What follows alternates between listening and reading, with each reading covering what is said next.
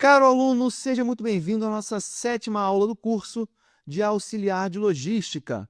Bom, meu aluno, como vocês já me conhecem, eu sou o professor Lucas Vasco Ribeiro Alves e por meio aqui da nossa sétima videoaula, eu gostaria de estar dando continuidade ao nosso curso. Bom, meu aluno, espero que vocês tenham efetuado, né, a leitura do seu sétimo capítulo da apostila. Caso assim ainda não tenham feito, peço encarecidamente que façam uma pausa nesse exato momento da videoaula e efetuem então a leitura do mesmo. Isso para que você possa, né, estar sendo aí apresentado e introduzido a todos os conteúdos que eu separei para trabalhar com vocês aqui na nossa aula de hoje, tá certo?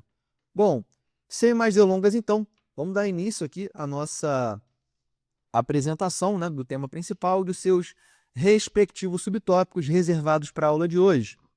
Bom, como vocês podem ver, temos aqui o transporte e distribuição como tema principal a ser abordado aqui na nossa aula. E como seus respectivos subtópicos, temos os tipos de transporte, planejamento de rotas e fretes, custos e modais logísticos e papel do auxiliar na logística de distribuição.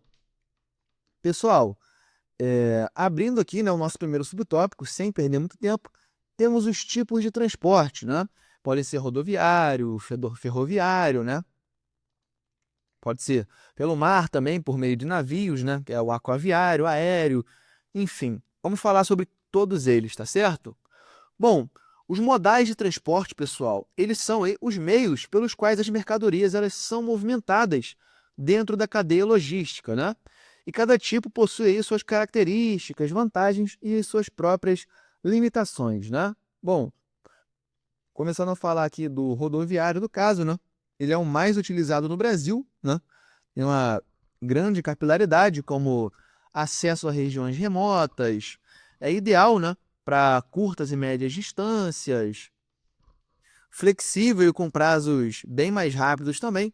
E como as suas principais desvantagens, né? Eu diria que um alto custo do combustível, né? Quando a gente fala dos caminhões, principalmente, pedágios e manutenção, né? E ficam sujeitos aí também a congestionamentos e muitas vezes a acidentes, tá certo? Bom, temos o ferroviário, né? Que é eficiente aí para transporte de grandes volumes e cargas pesadas, né? Como grãos, minérios, cimento, né? Ele tem um custo mais baixo aí também por toneladas transportadas, né? Traz, no caso, o transporte ferroviário, ele proporciona um menor impacto ambiental, né? Podemos dizer também. E como as suas principais desvantagens, né? Principalmente se a gente comparar com o rodoviário, ele tem aí uma flexibilidade de rotas bem baixa, né? E também uma infraestrutura bem limitada no Brasil. Temos o transporte aquaviário, né? Que inclui aí o transporte marítimo, internacional, né? E o próprio fluvial, né? Para navegação interior. Ele é muito eficiente aí para distâncias maiores, né? E cargas volumosas também, né? E tem um modal mais econômico por tonelada. Quanto às suas principais desvantagens, deixa eu pensar, a gente pode dizer que com certeza, os transportes aquaviários, eles têm uma baixa velocidade, né? E dependência também de portos. Bom, temos o transporte aéreo. O transporte aéreo, ele é excelente, né? Ele é bem mais rápido, ideal aí para algumas cargas que são urgentes, de alto valor ou perecíveis, né? Tem um custo elevado e pouca capacidade de volume também, tá certo? Bom, e temos o duto viário também, né, que é usado aí para transporte de gases, combustíveis e líquidos, né, como óleo, gás natural. Ele tem sim uma alta segurança e baixo custo operacional e propõe aí, né, um altíssimo investimento inicial, que muitas vezes pode ser um problema para algumas empresas ou algumas transportadoras, tá certo? Bom, dito isso, vamos entrar aqui agora no nosso segundo subtópico da aula de hoje, onde nós temos aí o planejamento de rotas e fretes. Pessoal, o planejamento logístico, ele é fundamental, né, para garantir a eficiência aí nas entregas e principalmente no controle de custos.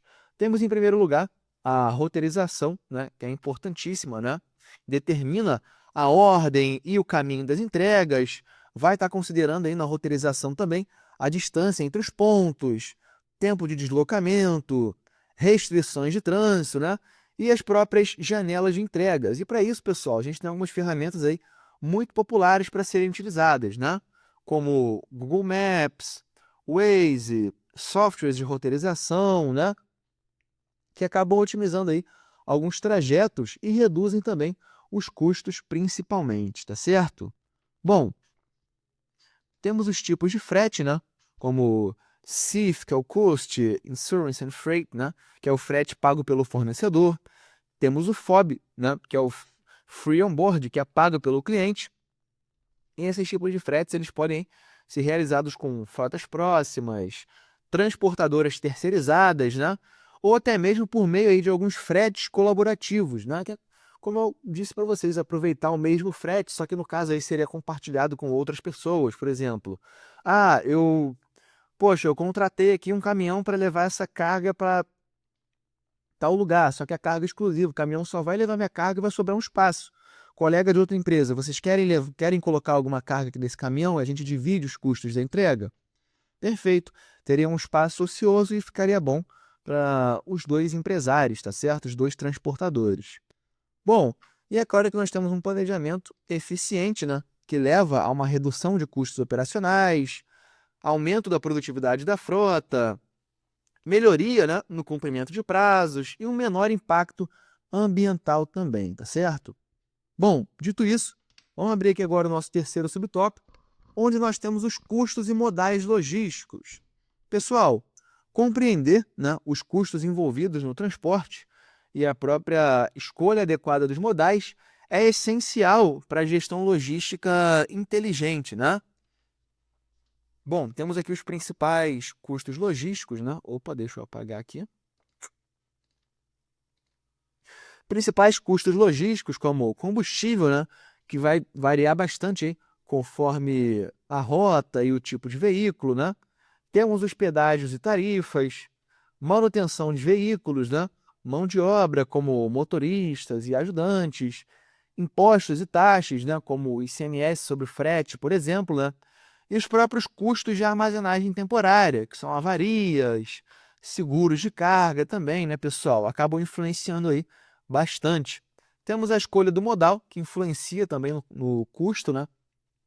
E deve considerar aí o tipo de carga, né, como peso, volume ou perecibilidade, urgência, distância, custo por tonelada transportada, né? E a própria infraestrutura disponível. Por exemplo, pessoal, para a gente transportar soja do Mato Grosso, né, ao Porto de Santos, por exemplo, o modal ferroviário ele pode ser bem mais eficiente que o rodoviário, principalmente por causa da rota, tá certo? E temos por último aqui a multimodalidade, tá certo? Que é a utilização de dois ou mais modelos integrados, né? Como o próprio nome diz, multimodal, né? Coloca multimodalidade, né? Como por exemplo, ferroviário mais rodoviário, né? E traz aí alguns ganhos de eficiência, se for bem planejado, né? Dependendo do caso. Pode oferecer também uma redução de custos e até mesmo um maior alcance geográfico, tá certo? Bom, dito isso, vamos abrir aqui agora o nosso quarto e último subtópico da aula de hoje, onde nós temos o papel do auxiliar na logística de distribuição. Pessoal, o auxiliar de logística ele é peça fundamental, né, no processo de transporte e distribuição. E a sua atuação prática, ela garante aí que os processos eles fluam conforme o planejado, né? Temos aqui algumas atribuições do auxiliar, né? Como auxiliar na organização e carregamento dos veículos, conferir alguns documentos de transporte, né? Como nota fiscal, romaneios, né? Verificar as embalagens, empilhamento e a própria amarração das cargas, né?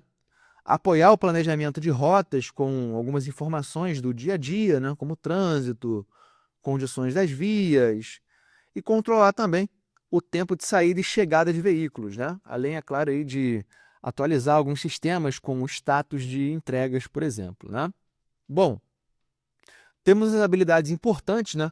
Como agilidade e atenção nos processos de separação e carregamento, conhecimento básico sobre documentos fiscais e de transporte, né? boa comunicação com motoristas e supervisores e a própria capacidade de lidar com alguns imprevistos, né? Como atrasos, devoluções ou até mesmo problemas mecânicos, né? E por último, o impacto do seu trabalho, né, pessoal? Como, no caso, quando bem executado, né, o trabalho do auxiliar na logística, ele pode acabar reduzindo aí algumas falhas de entregas, né?